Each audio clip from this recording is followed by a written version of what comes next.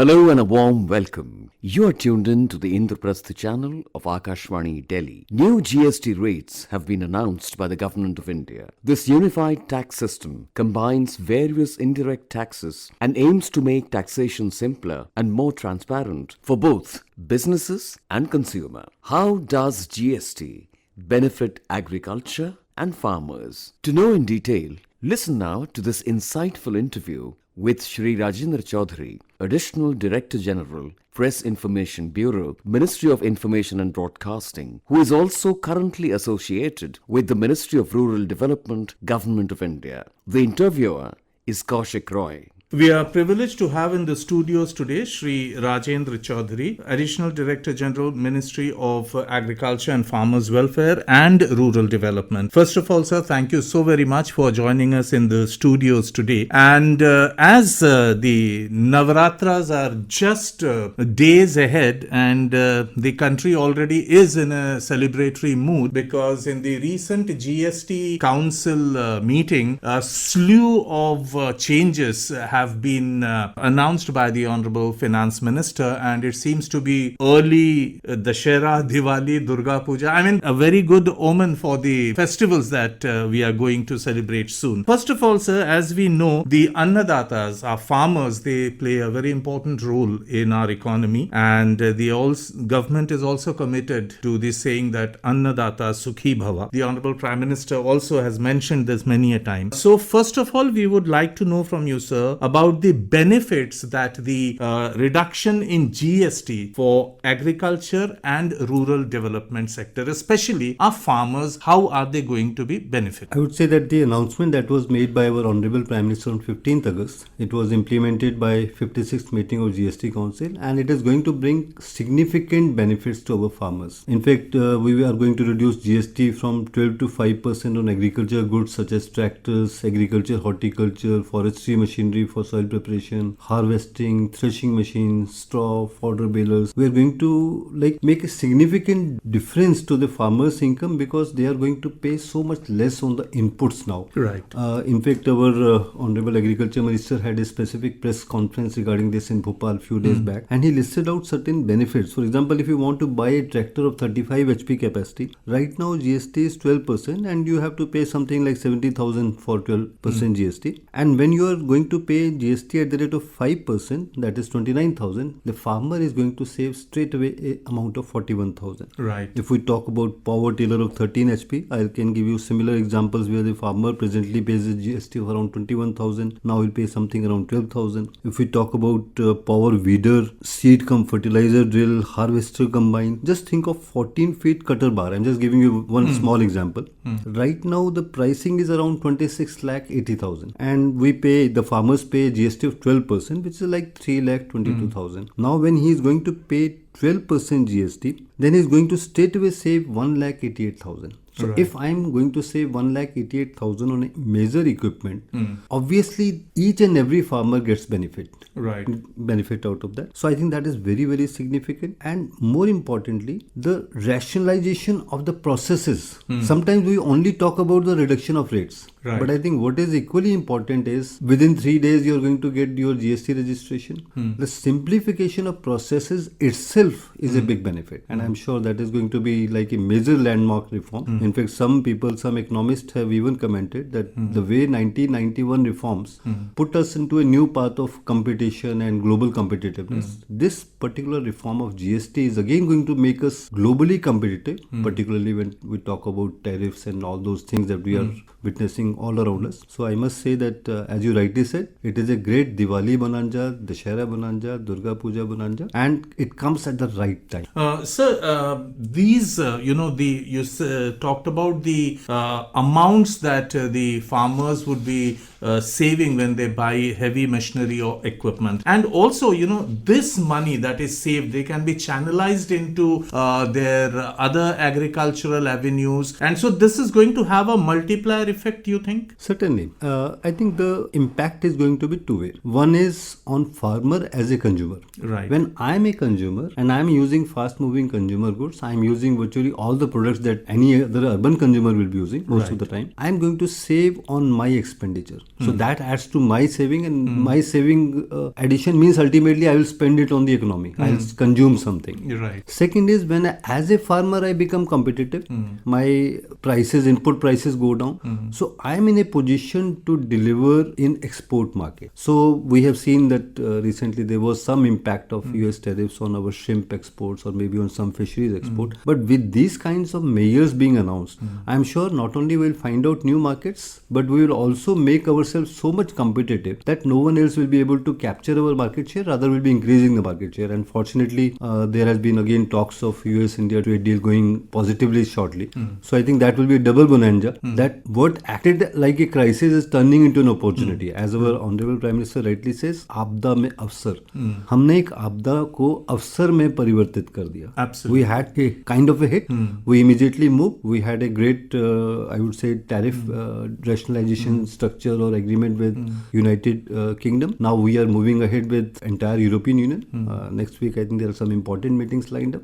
US President has called our Commerce Minister for trade talks with their trade representatives next week. We are already in talks with Japan, Korea, and other Southeast Asian markets, wherein we will be able to compensate for any kind of loss that may have happened. But fortunately, with all these reform measures being announced, I think our farmers are going to be in a very, very positive situation now. So you have been talking about our farmers and what kind of benefits the farmers are going to get due to the reduction in the GST slabs. Another important thing that we would like to know from you is that the India is now one of the top food producers in the world. I think in rice we are in second position. In sugar we are the largest producer of milk and milk products. Similarly, the length is very lengthy, and this year also our farmers have delivered record output. I think if I'm not wrong, it is more than 353 million tons, if I'm not wrong. I'd like to know from you about these figures and what are the specific measures that the government is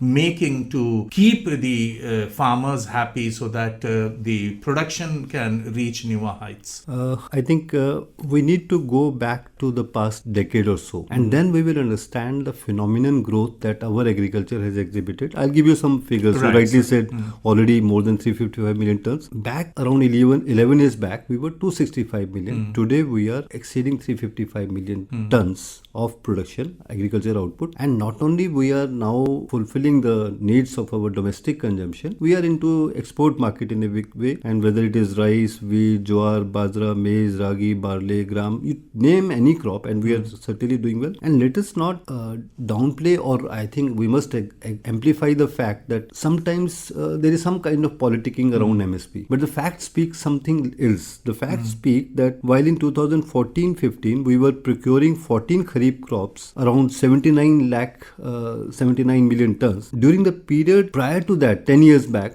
it was 47 million tons. So we have actually increased our MSP procurement by significant 60% over the past 10 years, which is indeed great.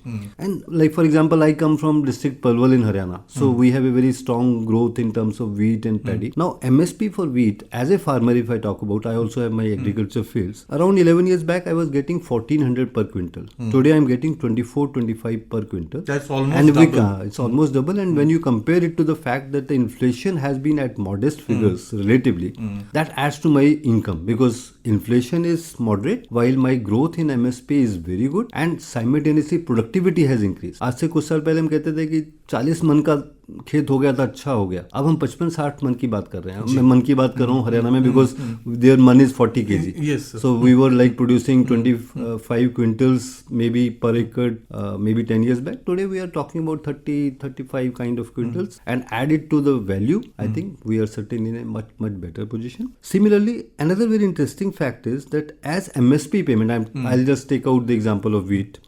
We have dispersed around 6.04 lakh crore rupees during 2014 to 24 And if I compare it to the previous 10 years, 2004 to 14, that was 2.2 lakh. We have almost increased by three times, 2.8 something like, which is again very, very significant. This all has gone into farmers' income. So when we talk about doubling of farmers' income, as our Honorable Prime Minister says, I think these figures speak about that. And we can go on talk about paddy, MSP, pulses. Pulses is one very important thing. And why I will like to talk about that is, earlier we all used to say that there was only a 2-crop cycle. Particularly when I talk about Haryana, Punjab, Western UP, which is like the rice belt or the MSP belt also to some extent. We used to have 2 crops, wheat and paddy. And often scientists used to say that too much use of paddy can lead to waterlogging, can lead to many other soil erosion issues. But I think we have done a very scientific thing of introducing pulses as a third crop. So now in my fields, I can tell you in Palwal, we are taking, first we like start with pulses, then we go to paddy and then to the wheat.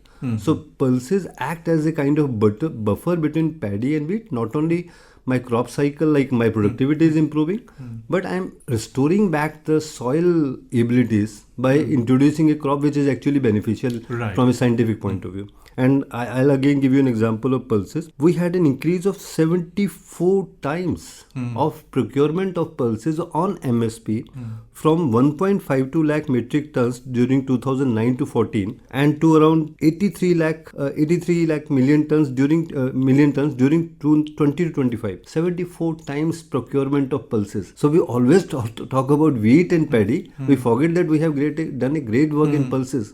तो as a consumer आपको याद होगा कभी एक जमाने में headlines होती थी दाल 250 रुपए किलो, वो सब इसीलिए कम हुआ because now we are supporting our pulses. And in fact, the Honorable Prime Minister also in the last 11 years, he also emphasized that, like you said about this dalhan, tilhan, these are the areas which the Honorable Prime Minister always focused on. He requested the farmers to do that because we earlier were importing a lot of pulses from abroad. I think now that situation has come. And similarly for the oil seeds also, which we call as tilhan. So I'd like you, sir, to share some light on this aspect also. I think simultaneously when we have already spoken more about the pulses part, we have spoken about our traditional crops of wheat and paddy. I think time also has come to talk about dairy sector and fish sector. I'd like to take you to that because those are the sectors which again, for example, when we're talking about Indo-US deal, what is the major irritant has been the dairy fishery circle is important. So also. like in case of fisheries, we have improved to like 184 lakh ton last year, which was like 95 lakh ton just 10 years back. So again, our productivity has improved fundamentally well, very well. Dairy sector, we have got an annual average growth rate of 5.7% and the global average growth rate is just 2%. That obviously means if I am growing at 3 times what the world is growing, my dairy sector is improving its market share and that is the most important thing. Now India ranks first in the world in milk contribution. We are contributing almost 25% of the world output. Our milk production increased by 64% in the last 10 years from like 15 crore tons in 2014-15. Now we are almost 24 crore tons. And per capita milk availability, this again is important. So even if our population is increasing, the fact is that the per capita milk availability has still increased. So not only we have taken care of the increase in population that has happened, it happens normally. We have actually increased the per capita milk capacity. Now we are having like 470 grams per person per day against a global average of 322 grams per person per day. So in terms of milk consumption, we are actually doing better than the global average. So that again I think is a phenomenal success. And simultaneously Prime Minister Saab speaks about blue revolution. And I'll say that like this latest budget, if we talk about the budgetary support, we gave a 2704 crore support for the fisheries sector, which is the highest ever. So again, everywhere you can say that we are doing great. And there is another very important thing, ethanol. Because when we are talking about farmers, we are talking about agriculture. Ethanol procurement has improved from 38 crore litres around 11 years back to 441 crore litres last year, 2 years back, which is almost like 11 times increase. Now, ethanol procurement directly means that I am helping my sugarcane farmers also. True. And not only that, I'm helping in the cause of biofuels. I'm helping in the cause of reduction of my petrol, diesel from a strictly environmental point of view. And it's environment friendly also. So those are, I think, the great achievements that are happening. Sir, you have spoken at length about the reduction in GST and how it will benefit the farmers. Also, since you are attached with the Rural Development Ministry, and as we all know that the most number of Indians live in rural India. So, in a nutshell, how do you assess the reduction of GST and rural India? As we talked about, that it is going to have an impact on rural India from two phases. Like, one is as a consumer I grow, second as a producer I get more, because my input costs go up, so naturally my value addition improves. Simultaneously, if we talk about Narega, which again is a very very important rural development scheme, and Pradhan Mantri Gramin Sadak Yojana.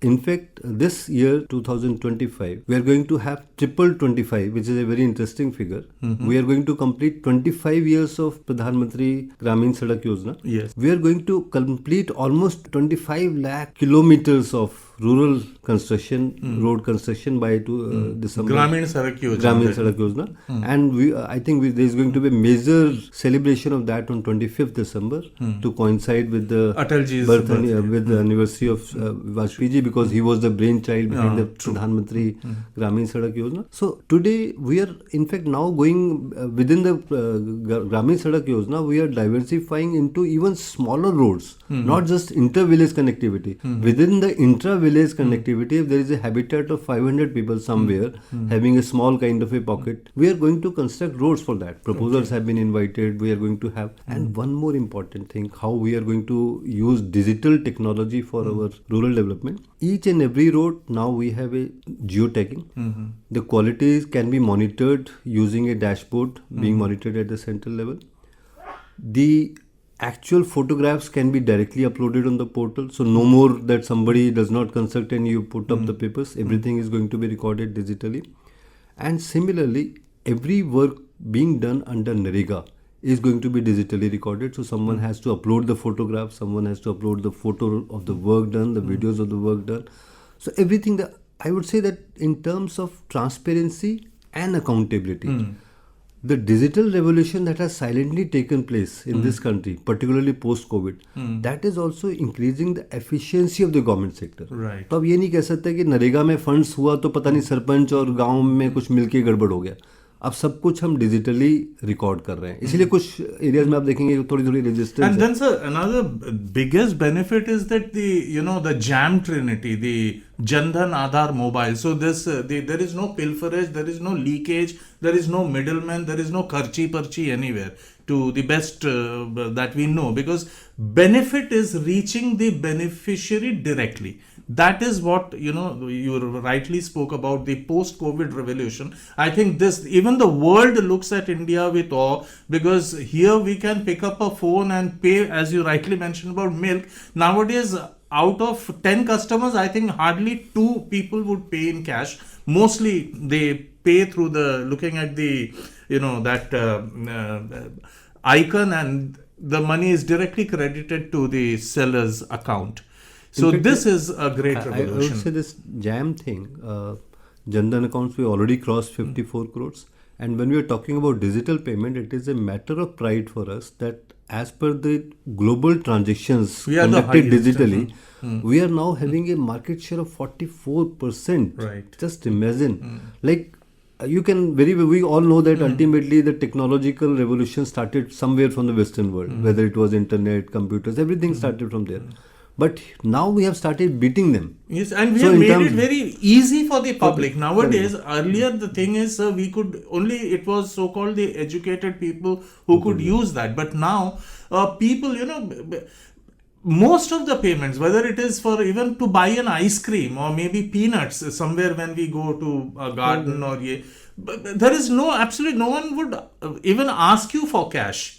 This is the kind of revolution that we have seen. All of us can vouch for this, that you can actually end up days and days without bringing out your purse. Yes. Except with your mobile in your hand. Absolutely. With your QR code scanning and directly. And I can tell you some, I would say give some personal inputs. I was in Vijayawada and in the morning walk, because I was away from home, so I used to have tea. And there I would say the prices are much more reasonable compared to North India.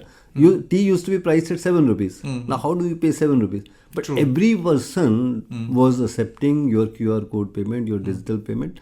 When I had the similar experience of Western world, going to US or maybe to England, I could not find similar levels of digital payment options that I find it here. Yes. So that fills me with pride as a citizen that here is one thing where I have beaten the countries that were supposed to be technologically advanced with my own developments, with my own in-house thing. Our own innovations. And one more small thing, it is may not be directly linked with agriculture rural development, but did we notice that RuPay credit cards are Yes. now far more being accepted than the Visa and MasterCard? So for decades we kept on depending on MasterCard and Visa card. Suddenly within 4 or 5 years our RuPay credit card has taken so much of prominence that lot of shoppers, billers are actually giving preference to RuPay credit cards. So that is a great news for our villagers particularly, for our rural areas particularly, because they have their banking mostly in the PSU banks. Right. So we may not find an Axis Bank or HDFC Bank to my village, but you'll find a Canara Bank or a PNB in my village. SBI, And definitely. Canara and PNB will invariably give you RuPay credit card. So that is again a very silent revolution that has taken place in the country. The scale at which we have implemented those things, I would say, not only the vision of Honorable Prime Minister, but the flexibility of the citizens of this country also needs to be complemented, that how quickly they adopt it to this new payments regime. On that very positive note, sir, we thank you for joining us in the studios today. It was indeed a pleasure talking to you. And as we began our program, once again, we pay our tribute to the Indian farmer who are our Annadatas. And as we say that this medium, Akashvani, was also with the farmer right from the 1960s during the Green Revolution. And we are with them in the Operation Flood, also the White Revolution, and of course the Blue Revolution. Annadata Sukhi Bhava. Thank you so much, sir, for sparing your time. Namaskar. Namaskar. You just heard an informative interview on how GST supports the agriculture sector and helps farmers. Our expert in the studio was Shri Rajendra Chaudhary, Additional Director General, Press Information Bureau, Ministry of Information and Broadcasting. The interviewer was Kaushik Roy. Narrated by Manoj Mindkar and produced by Dilip Jha, this program was broadcast from the Indraprastha channel of Akashvani, Delhi.